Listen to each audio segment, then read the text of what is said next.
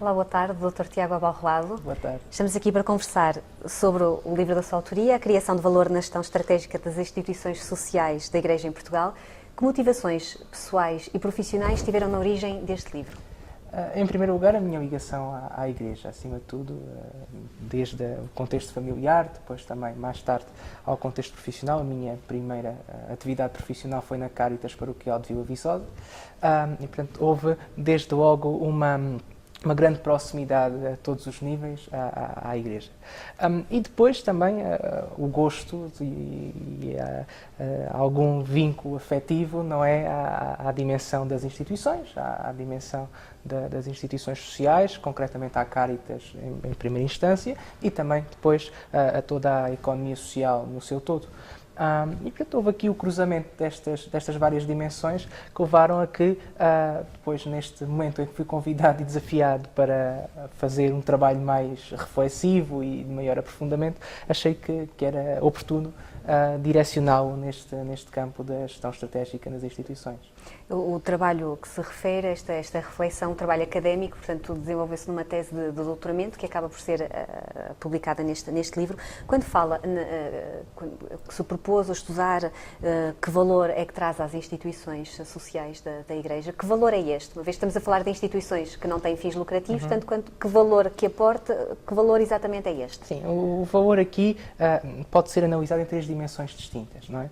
Uma dimensão que, apesar de haver quem não se sinta muito confortável em falar dessa dimensão, mas é sem dúvida a dimensão económica, não é?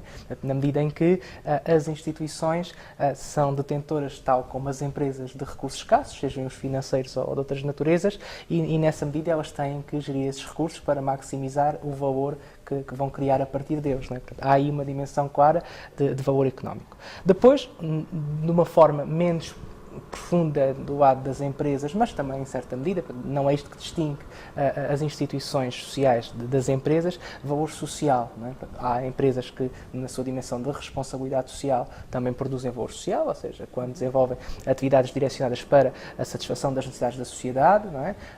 E sobretudo dos problemas sociais, mas no caso das instituições da Igreja e que não são da Igreja, esta dimensão do valor social é mais profunda, naturalmente, porque é o seu objeto, é a sua missão. Não é?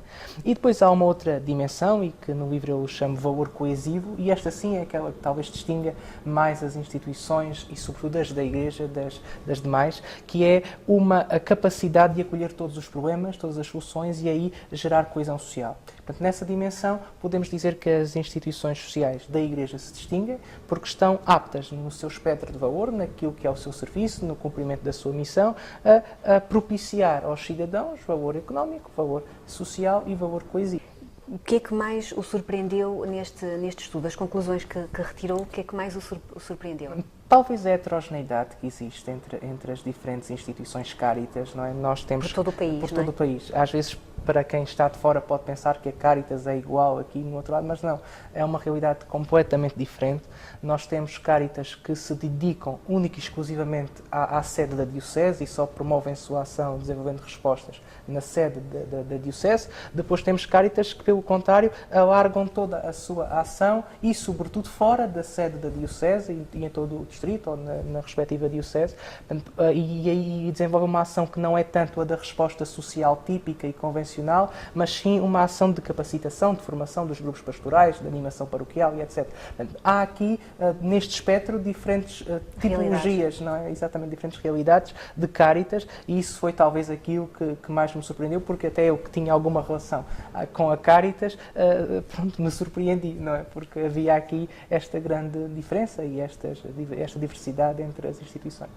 E a questão da gestão dentro da Cáritas, portanto, gerir a própria Cáritas, é o desafio principal que estas instituições têm de enfrentar para aportar cada vez mais valor à Igreja, ou há outros desafios? Sim, é assim. As instituições, acima de tudo, têm que se consciencializar que têm recursos que têm que gerir. sejam os quais forem. Económicos, humanos. Exatamente. E isso é aquilo que está na base da própria definição de organização, não é? Um conjunto de recursos organizados. Não é? Nessa perspectiva, as instituições, sejam elas quais forem, da Igreja ou não da Igreja, tal como as empresas, elas têm que gerir os seus recursos. E geri-los na perspectiva de cumprir a sua missão o melhor possível. E então têm que os gerir bem. E isso é o que está subjacente a toda esta visão que o livro traz em certa medida. Depois, há depois uma dimensão que é a dependência da hierarquia. E aí, se calhar, existirão outros desafios que têm que ser, na minha perspectiva, corrigidos, não é? Porque nós temos diferentes realidades de instituições, porque temos diferentes pensamentos de bispos, diferentes pensamentos de padres e que... Até realidades pastorais diferentes. Exatamente, completamente distintas. E aí, se calhar, carecia de uma maior uniformização, pelo menos do ponto de vista daquilo que se quer para os territórios, não é? E de um modelo que se quer. Porque há quem defenda que a Caritas deve ser uma coisa e há quem defenda que a Caritas deve ser outra. Não existem tantas dúvidas. Quando falamos de uma misericórdia ou de um centro social paroquial, aí a coisa está mais consensualizada naquilo que é a missão e a estrutura que devem assumir e os próprios estatutos são mais claros.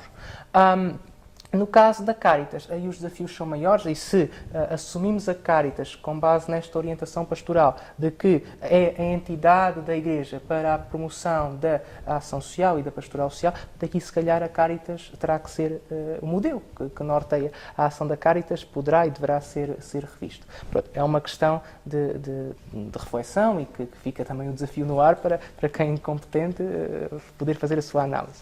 Agora, o que nós podemos aqui ver é naturalmente que nesta linha de gestão, esta gestão tem que ser uma gestão de longo prazo, não pode ser só focada no imediato. Nós sabemos que temos muitos problemas, sabemos que as questões sociais são imprevisíveis, de repente acontecem catástrofes, de repente acontecem diferentes coisas, problemas sociais de várias ordens, mas o que é facto é que nós temos que ter um rumo. E o grande desafio também está aí, na definição desse rumo de médio e longo prazo, na prática de para onde é que queremos ir, qual é a visão que temos no curto espaço de tempo que se aproxima de nós. E basicamente são estes os desafios, portanto, gerir os recursos, ter uma visão estratégica e também o próprio modelo poder ser alvo de reflexão. Pode-se adivinhar das conclusões que apresenta neste livro e dos desafios que acaba de enunciar que é necessário também traçar o perfil do gestor das instituições sociais, nomeadamente a Caritas? Sim, não podemos ter qualquer tipo de reservas em afirmar que estas instituições, pela complexidade que têm e por aquilo que hoje representam na sociedade portuguesa, e também muitas delas, e grande parte delas, porque são subsidiárias em relação ao Estado, portanto, substituem o Estado no seu trabalho social, não é? Elas devem ter uma gestão completamente profissional, transparente e muito bem dirigida, porque se assim não for, corremos riscos de poder haver até por parte da própria sociedade, que confia nestas instituições, mas poder-se levantar algumas desconfianças, e isto não é positivo. Não é? Então, para que isso não aconteça, é necessário que os mecanismos de gestão sejam naturalmente profissionais, é necessário que estas instituições tenham contabilidade, que muitas delas uma contabilidade se calhar esteja mais avançada face aos montantes e à dimensão que têm. Portanto, aqui haverá certamente a necessidade de algum profissionalismo, até que é fundamental, e este profissionalismo está desde os dirigentes, dos membros dos corpos sociais, aos gestores, diretores técnicos, etc., e depois aos próprios trabalhadores. Portanto, toda a cadeia de recursos humanos deverá ela ser devidamente formada e profissionalizada, tendo em conta aquela que é a missão da instituição. Muito obrigada.